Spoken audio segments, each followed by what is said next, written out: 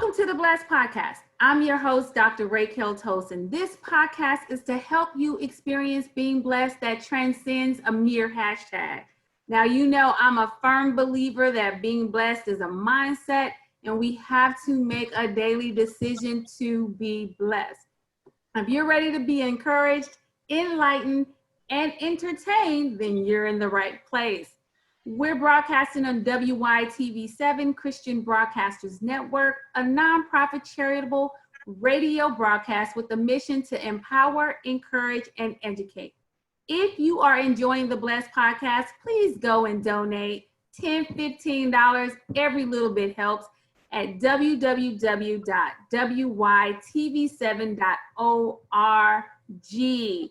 We are sponsored by Tosin's Publishing. For the month of October, you can get free shipping on purchases of $20 or more. So you can go get your copy of Undefiled and get a copy for a friend because, you know, Christmas is coming. So, all right. So we are back with Mark Melvin and Tazima Paris. If y'all missed last week, you got to go back and listen to it because it's just awesome.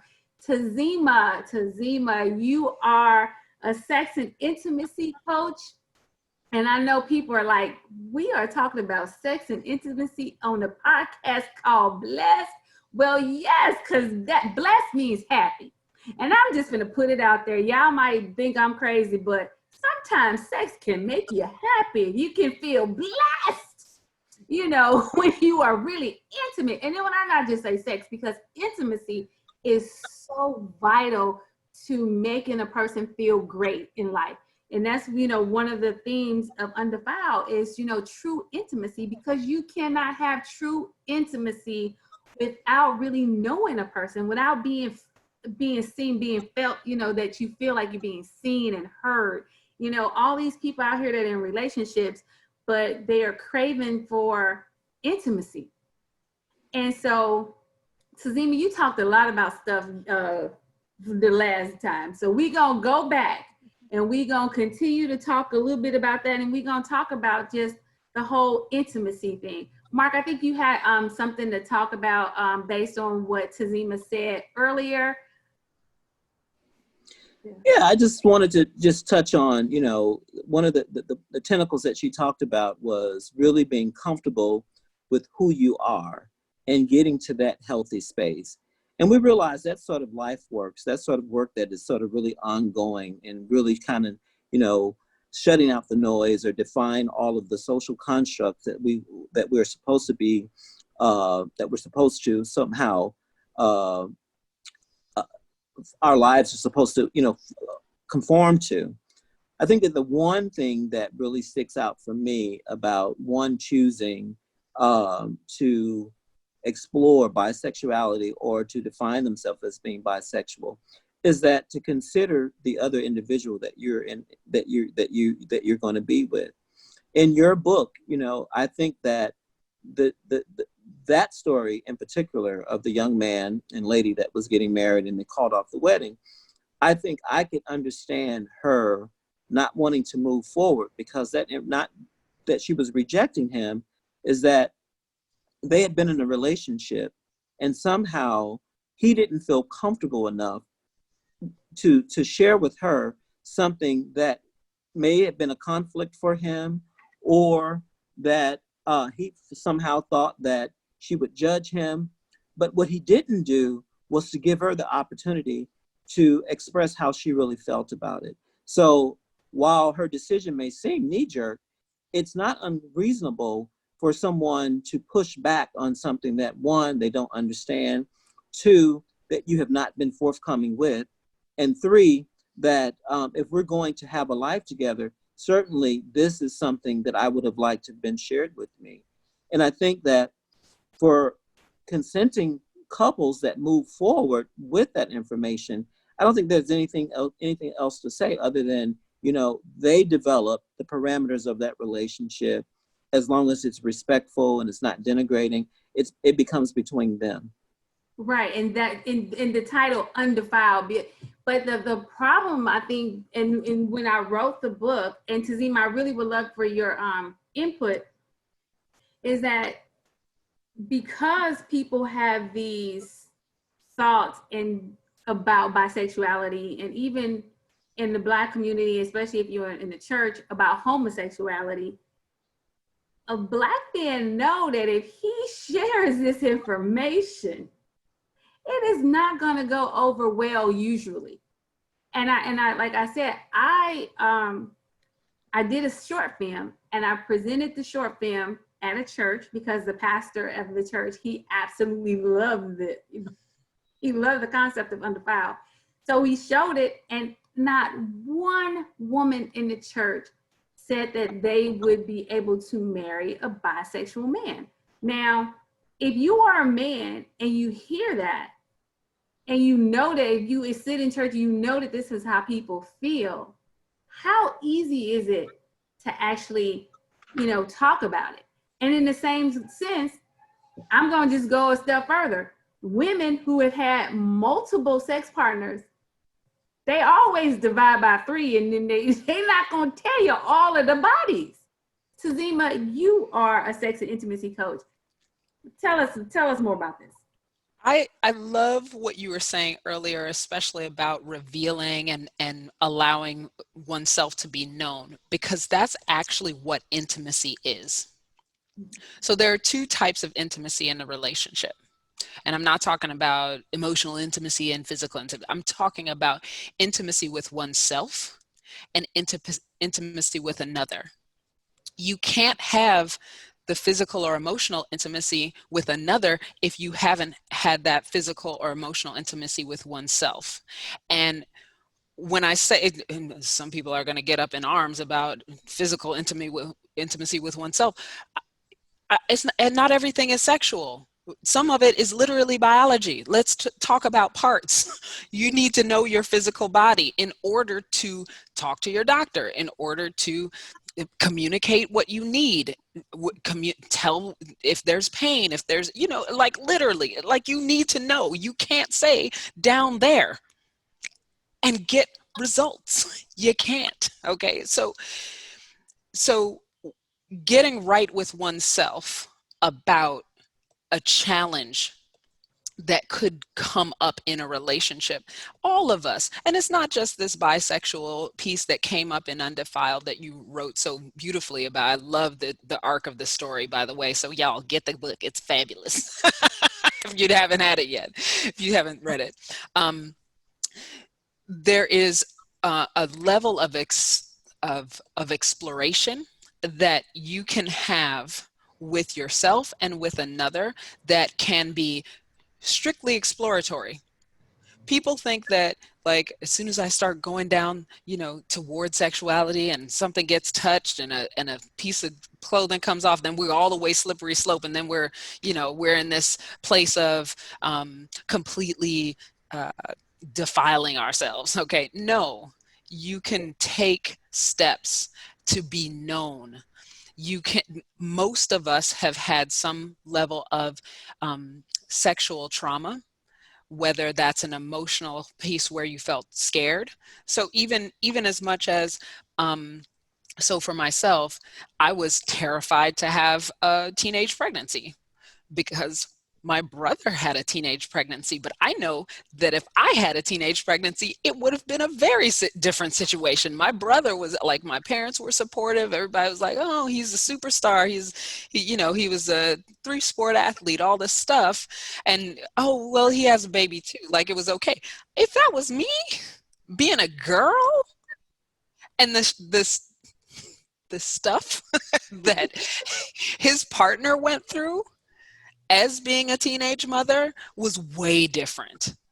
All kinds of, space was made for him, but everybody was critical of her, and now it's her fault. And I was just like, so I wasn't going to have a teenager. That affected me in my movements, in my intimacy, literally to the point that I got married the first time and the second time. Okay. Even in both of my marriages, there's still a way that I'm affected by what happened to me as a teenager. And so what I'm saying is that I know this because I've done my work to know myself. I have intimacy with myself. I'm aware of my preferences. I'm aware of what I've explored. I took 9 years literally to explore my sexuality and my relation. I did a relationship experiments. Not everybody's going to do that. And it's not something that I recommend that you do unsupervised. don't talk to me. Call me. Call me. And when you do that work for yourself, knowing yourself intimately, knowing what you can do, what you're sharing, what's going on for you, when you do that, then it's easier, much easier, even if it's uncomfortable, to bring up and reveal those things to a potential partner or the partner that you have, that you've had for some time, even if it's uncomfortable. And by the way, all of this stuff is uncomfortable.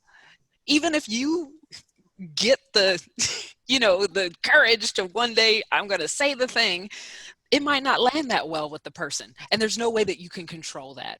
You know what, Tazima, you're so right, because Mark, I remember when we had that conversation about the guy who you said you had heard that he was gay, and I made all of those statements to you that I would do this. I have to be honest. I didn't go back and tell him about that conversation because I wasn't sure if it was the truth.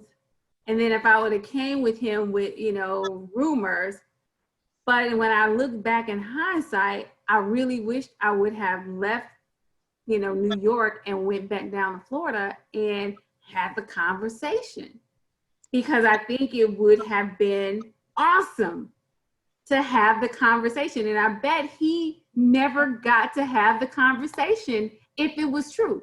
If he was bisexual, he probably never got to. I just have to put it out. I'm not saying his name, but he was a professional athlete.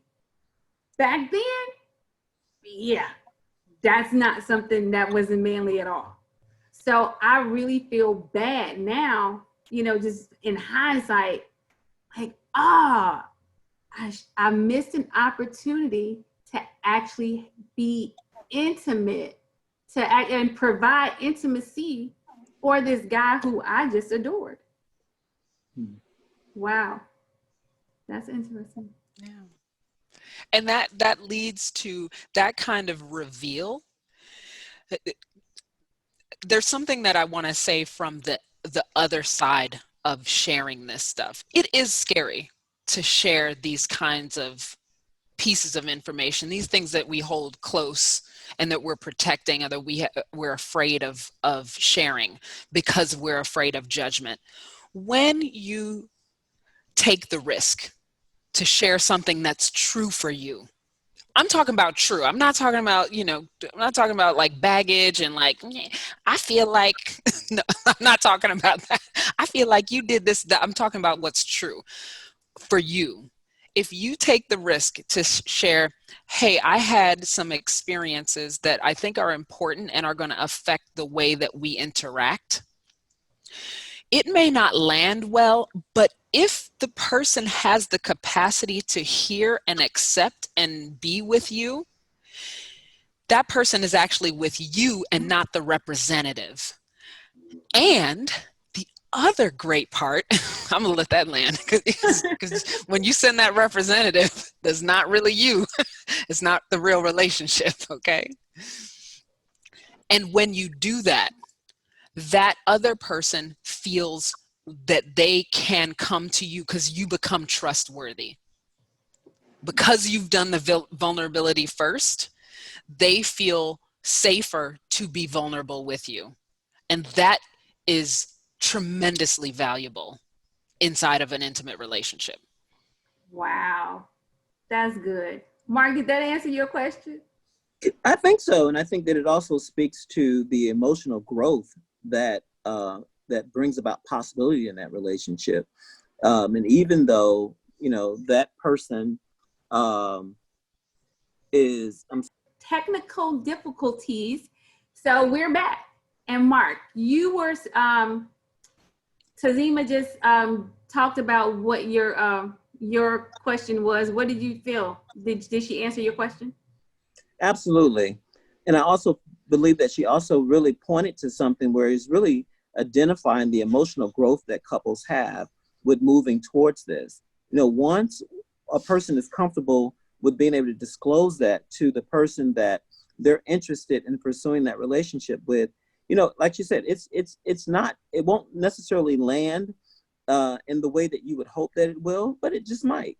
And it just takes you to that next level, and you're building that trust. Relationships are about building trust, exploring, you know, being vulnerable, just like, you know, and trusting that that person will be there for you. And I just think that, you know, again, you know, sexuality is not about something that you should be shameful of. And I think that we got to get to the place where we're not feeling shame around who we love and what we love.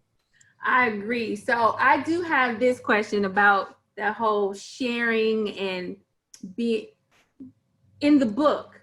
When should Anthony have revealed himself to Liz, knowing that this Christian girl 9 times out of 10 would have a problem with his past? And he wanted her, he loved her, he didn't want her to go. And I'm not making excuses for men, but I have seen how men tell the truth and they get crucified for it. They get punished for it. So when is the right time in a relationship to, I guess, actually be intimate? Well, I think if you're going to be intimate, it involves you're being truthful, and if that is on the first night that you decide that you're going to hook up, I mean, just real talk, you should make someone aware that there is the possibility that one, I may not choose you because I'm also interested in someone of the same sex. I think that when you don't share that information, you take away that person's ability to make choices for themselves. So I think if you know that you're going to be intimate, or if that this relationship is going to evolve into something, because it's just not about you, it's also about the individual that you're dealing with. Mm-hmm. Tazima, you have something to add? Absolutely. I am an advocate of early and often. Early and often. Not only early specifically because the earlier that you discuss the challenges and the offers and everything that is available and like your interests, all of those pieces give the person enough data to decide who is this person who's with me, who is this person across from me, who is this person in bed with me. Absolutely, before you become intimate, as Mark was saying, this is the kind of conversation that is important to have. Now, you may not want to do it right when you got the clothes off. Don't do that. I suggest after a meal. After a meal, it's a good time. But after a meal, but before you become intimate, have the what we call a safer sex conversation. It's not a safe sex conversation because really no sex is safe. I mean, it's not. It's just not. It's just safer. There are risks involved when you become physically intimate with someone, and it's important. What's your sexual health history? Have you had a communicable sexual disease? Do you have an ongoing sexual disease? These are important pieces to share so that the person can have the data they need to evaluate what they're going to do next. And if the person doesn't choose you because of something that you are, you haven't wasted 6 months dealing with the person. This is why I believe deeply in early and often, so that you can just sift. Because if that person doesn't really want to get down with a person who likes what you like, then you get to move on, yay, to the next person who will really appreciate who you are. So in the clients that I support, with the clients I support, I encourage them to say whatever it is. And if there's an update, that's what I mean by the early and often. If there's an update, because things change, something becomes more important, something shifted. So oftentimes people, what I found this fascinating. People cheat most often after someone close to them dies. Wow. It's not even sexual. Like, like sometimes it's literally not sexual. It's literally them trying to deal with grief that they can't handle, and they do it in a sexual way. So there might be something else going on. So so often meaning, please update your partner, just like your phone works a little better when you do the update. I love that. Do the updates. Don't skip the updates. Update. That is like, so, you know what, all I'm hearing, you know, and I'm sure people are like, we're Christians, we wait till we get married. Okay, we can have a conversation about that lie later. But but the thing that I really feel like when I'm listening to both of you talk, when you think about sex, having, or just a relationship period, it requires maturity. It requires maturity. Hence the reason why people under 18 cannot consent. Point blank period, for anybody out there that's over 20 and like people that's 15 and younger. That's hence the reason why I believe that 18-year-olds really they can't consent to relationships with grown people because they don't have the maturity level. And then you have a lot of 20-year-olds, people in college, because that's when we start really getting buck wild. Let's just be honest, in college. But they're not mature enough to have these kind of conversations. They don't even know themselves. Like you said, how can you be intimate with somebody you don't even know you? One of the pastors I had, he used to say, intimacy is into me see. And it's like, how you don't even know you. How you finna be intimate with somebody else? You finna get to know somebody else before you get to know you. Like, I just really feel like when we're talking, especially as a Christian, I like to, sometimes I don't even like calling myself a Christian. I'll say as a follower of the teachings of Jesus of Nazareth, who allowed his Christ consciousness to lead him, okay? But as a follower of that person, I really believe that instead of telling children, it's a sin to have sex, I think it's better like to be, you're not ready. You're mentally mature. You need to be more mature. You need to get to know you. You need to understand your body. You need to be able to do all of these things. I mean, instead of making sex seem like this horrible thing if you have it, because like you said, these kind of things will, even once you get married, you're still thinking sex is bad. And then your husband like, but boo, I put a ring on it. Can I get some? I mean, it's like, we are destroying our families. We're destroying intimacy. We're destroying relationships by putting all of these negative things on sex and sexual relationships and the body and all that stuff, you know, in the name of religion. And I really just don't think that that's what God intended for us to do. I mean, he put Adam and Eve here naked. I'm not even gonna go into that, y'all. Because we only got about 10 minutes left. But I mean, come on. When you think about how God put them on this earth without clothes. Also, God made our bodies. Right. There are thousands of nerve endings in our genitals. Oh, wait. Thousands of nerve endings in our genitals. God made that. Why? So that we would have shame about it? No. And this is the thing about when we're dealing with sexual shame, you can't possibly have shame and enjoyment coexisting. You have to deal with the part. And by the way, how are you supposed to go from don't do it to you get married? Okay, now do it skillfully. Do it really well, know everything that needs to be known about. Like, how are you supposed to know? Where would you have learned if you weren't fornicating? If you weren't, how do you know as soon as you cross that threshold of marriage? So how do you undo 20 years? Let's just conservatively say 20 years. not to mention folks who are getting married later in life. For 20 years of shame, shame, shame, shame, shame, shame, shame, shame, shame, shame, shame, shame, shame, shame. And then all of a sudden, something beautiful that's shared between two people who are consent. No, it doesn't, it's not just going to flip like that. This is where the inner work goes. This is where that time and space for yourself, knowing yourself, that exploration. And if we stop putting shame on it so early in life, and you can give people information about biology and physiology and quit putting all this extra stuff on it, for health reasons, we need to know these pieces.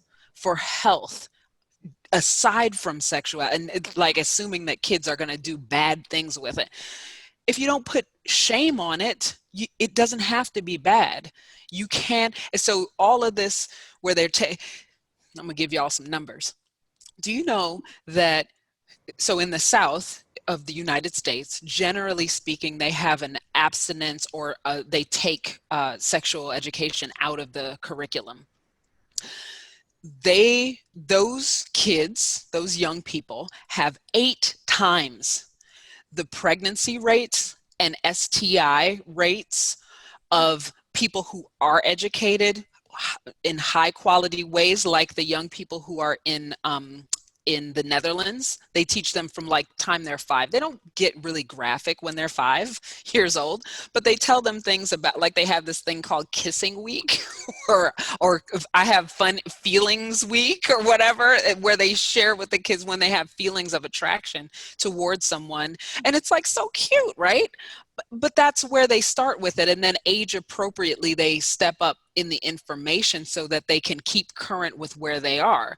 Whereas when you just take it out completely, you end up with, and those kids, they don't get pregnant when they first have sex. They're more likely to use condoms the first time they have sex. I forget how many times more they're likely to have in the first time they have sex, they will use condoms or some kind of protection.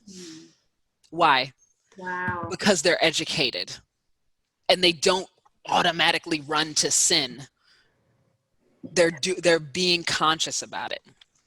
Wow. This conversation has been so good. I mean, we needed 2 episodes to talk about this. And let me tell you, I could probably do a whole month on these topics, but maybe next year we'll come back and do some more.